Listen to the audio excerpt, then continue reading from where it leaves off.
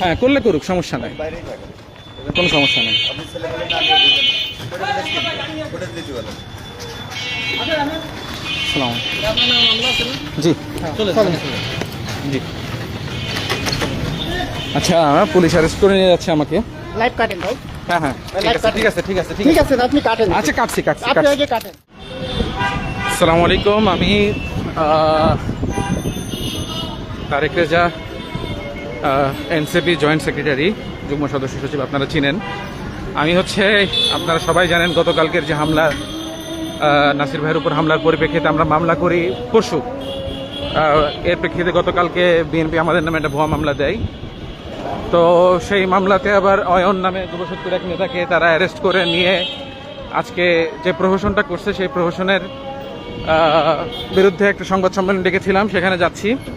কিন্তু পুলিশ ওখানে অবস্থান নিছে আমাকে অ্যারেস্ট করার জন্য। ডানে ডানে ডানে ডানে অ্যারেস্ট করতে পারে, তো অ্যারেস্ট করলে করুক, সমস্যা নাই। পুলিশের দায়িত্ব পুলিশ পালন করুক, আমার দায়িত্ব আমি পালন করব। কিন্তু কিন্তু ওখানে শুনতেছি যে বিএনপির নেতাকর্মীরাও জড়ো হয়েছে মারধর করার জন্য আমাকে। তারা চায় না আমি অ্যারেস্ট হই, বরঞ্চ তারা আমাকে মারবে।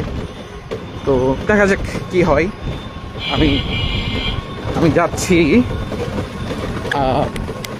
হোপফুলি আমি আমার সংবাদ সম্মেলনটা করতে পারবো। পুলিশ যদি অ্যারেস্ট করে তো সেটা ভিন্ন আলাপ, আর ওরা যদি মারধর করে তাহলে তো কিছু করার নাই, আল্লাহ ভরসা।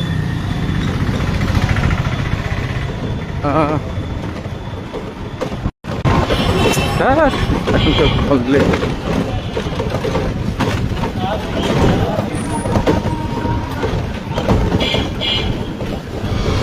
এখানে একটা জন্য একটু সামনে সামনে সামনে একটু সামনে। সালাম।